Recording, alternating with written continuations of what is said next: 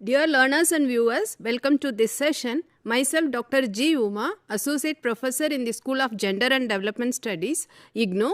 Today's topic is Women and Agriculture, Ecosystems and Natural Resources. As you all know that this topic is part of the Master's Program in Gender and Development Studies, as well as we have a PG level certificate program, Certificate in Gender, Agriculture and Sustainable Development. The learners who have enrolled in Master's Program in Gender and Development Studies, this topic is related to the course 1, that is MGS 001, Gender and Development Concept, Approaches and Strategies. In this course, you must have seen that in the first 2 blocks, we have introduced the concepts related to gender and development studies, as well as some theoretical understanding, both feminist theoretical understanding and as well as how the feminists have criticized the existing development theories, that you must have gone through the block 1 and block 2. After block 2, we have discussed the various contemporary issues, for example, education, health, agriculture. In this today's sessions, specifically we discuss about women and agriculture and ecosystems and natural resources. In this session, we discuss about gender issues and the needs for agriculture sector. Second significant objective of this session is to analyze the rationale for mainstreaming gender in the agriculture sector. We all know that the women, they contribute more than 65% of the agricultural activities. Still, most of the time the women, they are not even considered as a farmers. That is the one thing. Second thing is that women, they play a very central role in agricultural activities, undertaking wide range of activities related to food production, processing and marketing. In addition, women play a key role in land and water management in all developing countries. Not only in India, they play a key role in Africa as well as South America. Wherever you look, you look into the studies related to agriculture, you could come to know that more than 60% of the agricultural activities are carried out by the women. Here the significant questions we need to ask, okay, this much activities the women, they do related to agricultural activities. The first question comes to our mind, are they owning the land? The second question is that, are they considered as a farmers? Will they able to get enough resources to do the agricultural activities? Third one is that even if they, yes, the studies are clearly pointed out that they are contributing more than 60% of the agricultural activities, still they may not be able to own the land. Not only that, they are not able to take decisions related to agricultural activities. Here the question comes, then why it is happening? The first thing is that, as we all know that the existing patriarchy and socialization process, most of the time they don't recognize and value the women's activities, whether it's a production, reproduction or community-based activities. Like for example, if you look into the rural areas, from sowing of seeds, harvesting crops, post-harvest value additions, all those activities are carried out by the women. Due to gender inequalities in society, as I have mentioned, women, they lack ownership, access and control over resources and lack of decision making. Another significant issues here we would like to discuss is that feminization of agriculture and gender biases in agriculture and rural development. These are the 2 significant global issues of concern. Like when we talk about the agriculture, even though women, they were part of the food production, still if you look at the data, more than 1 billion people live in poverty worldwide. And among these 1 million people, great majority of them are women. Like when we talk about the poverty, specifically women's poverty, is a violation of their human rights to health, well-being, food, adequate housing, a safe and healthy living environment, social security, employment, development. This was clearly pointed out in the Beijing Platform for Action, that global framework in the UN International Conference in 1995 itself. From 1995, we have crossed the 2 decades more. Still, the situation has not changed much in the ground. That's why still we are talking about the mainstreaming gender issues in the agricultural activities.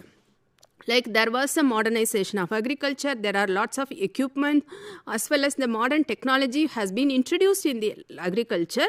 Like other sectors, most of the time when we talk about the modernization, the most of the modernization equipments and other activities are taken over by the male members. Still, the subsistence activities are carried out by the women in the agriculture sector. Often majority of the, as we can able to see that the majority of the better paid jobs involving new technology goes to men. Modernization of agriculture has also altered the labor division between sexes, increasing women's like dependent on workload. They have to, even if there is a modernization of agricultural sector, still the women's workload has been increased and it became multifold. The study conducted by all our MA Master's program in Gender and Development Studies learner as well as PG program in Certificate in Gender, Agriculture and Sustainable Development. These learners, you must be knowing the theoretical understanding of Esther Boschrou. Her study proved alteration of women's labor on the African agricultural pattern after introducing the modernization. You all must have gone through the theoretical understanding of Esther Boschrou. That was clearly explained in the course 1 itself, that is MGS 001, Gender and Development Concepts, Approaches and Strategies. About women in agriculture, if you look at some of the data from India, the national NSSO data of the year 2004-05 estimated that 259 million total agriculture workforces in India.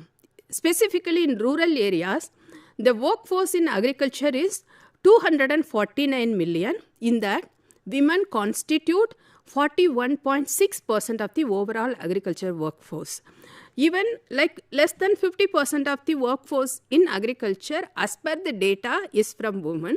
Still, if you look at the activities related to agriculture, more than 60% of the agricultural activities are carried out by the women. Most of the activities, whatever the women do, that is not valued, that is not recorded, as well as it is not considered as a work. That's why most of the time, like researchers as well as the society fail to value as well as document their activities. Another data I could able to share with you all, according to 2010-11 Karnataka Household Asset Survey, the wealthiest 20% of the rural households in rural areas, 71% of the land plots were owned by men. The only survey, women owned only 16% of the total wealth in 40% of the were owned by women.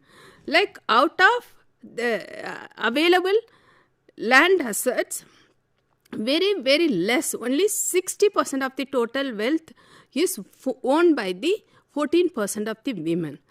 If you look at that, majority, more than 80% of the wealth is owned by the male members in the society.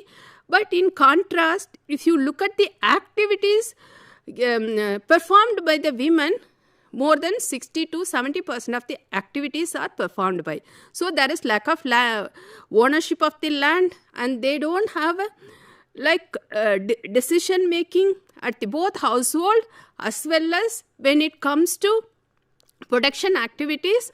These women, they don't have any decision making space for taking decisions related to agricultural activities, as well as they may not be having a decision making capacity at personal space also.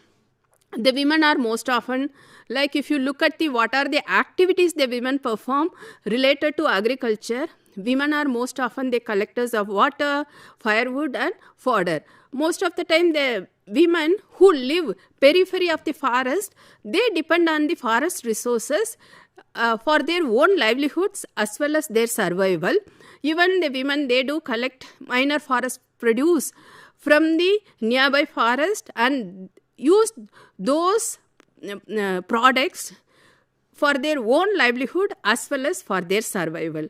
They have an access to local knowledge on the medicinal use of plants since they are very close to forest, and women really they possess good knowledge on the plants that is available in the forest area, and they could able to use those plants for various ailments, as well as they could able to use those plants for daily consumption also. They have been engaged in soil conservation program. Besides, it is women who perform most of the work pertaining to animals. Like as I have mentioned in the beginning of this session itself, lack of valuation of women's work in agriculture is the significant issue. With the changing pattern of agricultural activities and mechanization of agriculture, women's role in agriculture increased significantly among small and marginal farmers. Like as we have discussed in the beginning of the session itself, even though industrialization has changed the agricultural activities, still women have more labor-intensive farm activities, such as, if you look at that, like I'm asking our learners, specifically master's learners, to do like research project related to women and agriculture. They can go to the nearby field and they can document the activities performed by the women.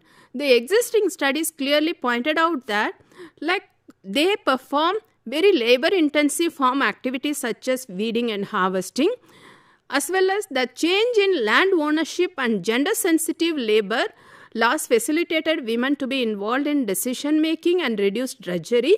With some of the places it has happened, but overall if you look at the changes the women they faced, it is very, very minimal.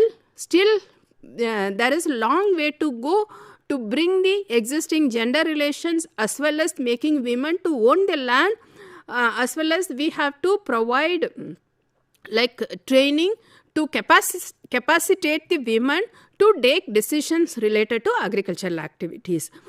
If you look at the Indian agriculture has not yet addressed many of the issues encountered by the women. The important role played by women in agriculture was in the past largely ignored by the government statistics. Even if you look at the government statistics also, most of the time the women and government policies also, now there was lots of changes in the present government's policies related to women and agriculture. Still there is a long way to go. Women have been ignored. Most of the time the women, they are not considered as a farmers. If they don't considered as a farmers, it is very difficult for the women to access institutional support to do the farming activities. The important role played by women in agriculture was in the past largely ignored in the government statistic and decision making. There has been some changes in the situation over the last 2 or 3 decades, and women are now receiving recognition in the agriculture sector in many parts of the developing world, including in India. When you look at the gender differences in work and activities, as a learner you must know that what is the difference between productive, reproductive and community management roles. When it comes to productive role, because we are like freely using these terms in our course as well as in today's lecture also, when it comes to productive role, this refers to market production and home or subsistence production undertaken by women which generates an income. For example, if it comes to subsistence production, the women they may involved in like vegetable production and they take care of the milch animals, they may do in goat rearing, all those small activities as part of their activities, daily activities they will involve, but these subsistence activities certainly it will address the food security of the entire family members. Sometimes it will address the food security of the entire community. When it comes to reproductive role, this refers to childbearing and child rearing responsibilities borne by the women. The existing socialization process as well as the patriarchy, most of the time like it imposes certain roles for the women. Specifically when it comes to childbearing, certainly due to the biological differences women has to do it, but when it comes to child rearing, it is the responsibility of the both male and female. But due to the patriarchy, most of the time they think that not only childbearing, child rearing also it is the responsibility of the female. As well as when it comes to reproductive roles, it is not only child rearing, other responsibilities like taking care of the elders, taking care of the sick, as well as food production, as well as to address the needs of the each and every family members. These all those activities are part of the reproductive role. When it comes to community management role, this refers to activities undertaken by women to ensure the provision of resources at the community level as an extension of their reproductive role. Sometimes it is the responsibility of the women to attend certain community activities, even like they need to attend marriage and some community functions. Even if they actively participate in self-help group activities or certain electoral process, all are there. It's part of the community management role. The women, they expect to be actively part of the community management role also. So these are the various roles the women they perform in the society. So when it comes to productive roles, even if the women involved in market production, then their activities has been valued and they get respect from the community. Unlike productive role, even within the productive role, if they are part of the subsistence activities, most of the time their work has not been recognized and valued. Apart from productive role, they are actively doing reproductive and community management roles. But these two roles, even the women are actively participating, the community and society expects them to do these roles. Still, they are not recognized. These roles are not valued. That's why most of the time the existing study clearly points out that, and they have calculated, if you take the 24 hours a day, the studies clearly pointed out that the male members, maybe they work for 7 to 8 hours, but when it comes to female, they regularly they work more than 12 to 14 hours in a day. But maybe they work 8 hours for productive role, rest of the hours they involve in reproductive and community management roles. Why they are not recognized, why it is not valued, it means the reproductive and community management roles, it doesn't give any economic value to the family or any social institutions. When we talk about the work, mostly the work means according to economic definitions, if something gives the monetary values, then we consider that particular activities as a work. If some activities is not giving any monetary value to the individual or any social institutions, we never considered those activities as in work. That's why the roles performed by the women as far as reproductive role and community management role, these two roles are not giving any monetary value to neither women nor any social institutions. That's why it is not considered as a work. These differences stated by the Rasavi and Miller and most of the feminists, they clearly define these are the 3 different types of roles performed by the women in the society.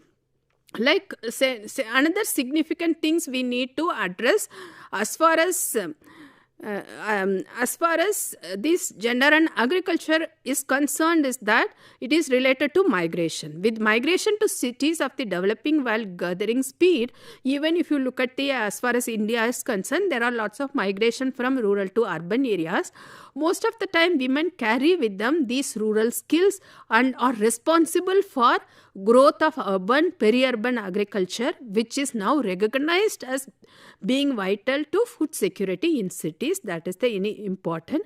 Even most of the time male members in the rural areas as well as peri-urban areas, they migrate to urban areas in search of like for example in search of better employment opportunities, in search of better livelihood opportunities.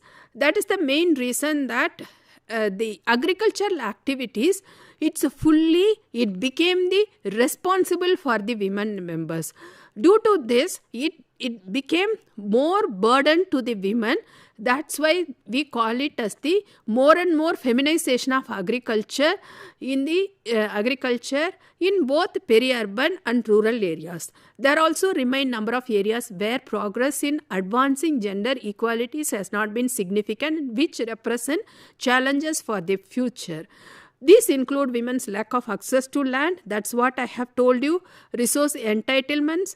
Due to the lack of access to land and lack of ownership to the land, it's very difficult for the women to access resources, as well as if they don't have an access to resources from institutional resources. For example, even nationalized bank, if they get proper resources, financial resources to do the agricultural activities, then it is very good credit facilities for the women, as well as once they get credit facilities from the nationalized bank, they could able to introduce newer technologies, and certainly it is help them to improve their agricultural activities. Since the lack of credit facilities and technology and the limited role played by women in planning and formulation of the policy, specifically in agriculture sector, there is a lack of improvement in women's status and position as far as agriculture sector is concerned. Next significant issues we need to discuss is that the important role played by women in agriculture was in the past largely ignored in government statistics and decision making. Recently, past more than a decade, there were so many studies related to women's contribution to agriculture, as well as many of the agricultural economists as well as feminist economists, they have documented women's role in the agriculture. There has been some changes in the situation over the last 2 to 3 decades, and women are now receiving recognition in the agriculture sector in many parts of the developing world. How to address gender inequality in the agriculture sector? These include women's lack of access to land, resource entitlements, and inputs such as credit and technology, and limited role played by women in planning and formulation of the sector. Women has less contact with extension services. The extension services are very important services. The women, they need to get it, because the extension workers, they bring government policies, programs, new technologies to the women, to the field. Most of the time, this lack of gender sensitivity among extension workers, they never consider women as a farmer. So most of the time the extension workers, they directly contact the male members and they transfer the technology, as well as they transfer various inputs, government inputs, to the male farmers.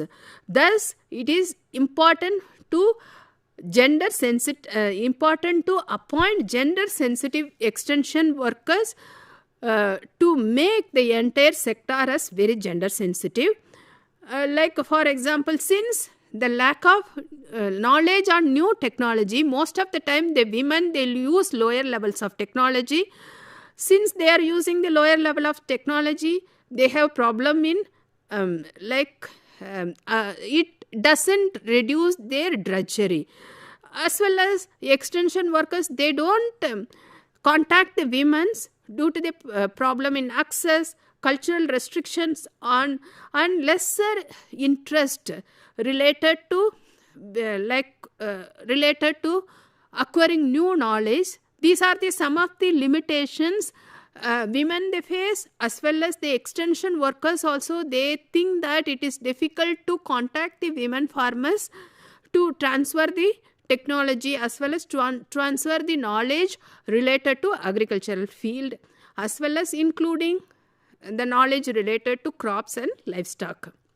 Agriculture extension is tending to rely more and more on working with the farmers group and farmer to farmer extension, farmer field schools and farmers organization, while replacing the more traditional methods of agricultural extension carried out on individual farm visits. The key focus on this approach is to enable rural people to secure sustainable livelihoods with an emphasis on income generating activities. Women have traditionally earned valuable income through the processing of food at the household level sale, but there are severe constraints on the expansion of this due to the lack of information about markets and the absence of cold storage facilities and packaging technology and an inability to obtain credit. These limits are now understood, and one challenge is to foster this business acumen and to encourage small scale agro processing. These are some of the issues we have discussed today. I hope you could able to understand that what is the real problem the women are facing in agriculture sectors, what are the issues needs to be addressed in the present context. That's what we have discussed in this sessions. Hope you could able to understand this. You please go through the units. If you have any further doubts related to these units, please do write to us. Both the program coordinators' email ID is available, I think available with the all learners enrolled in master's program in gender and development studies. Please do write, and we are ready to clarify your doubts. Thank you so much for listening in this session, and happy learning.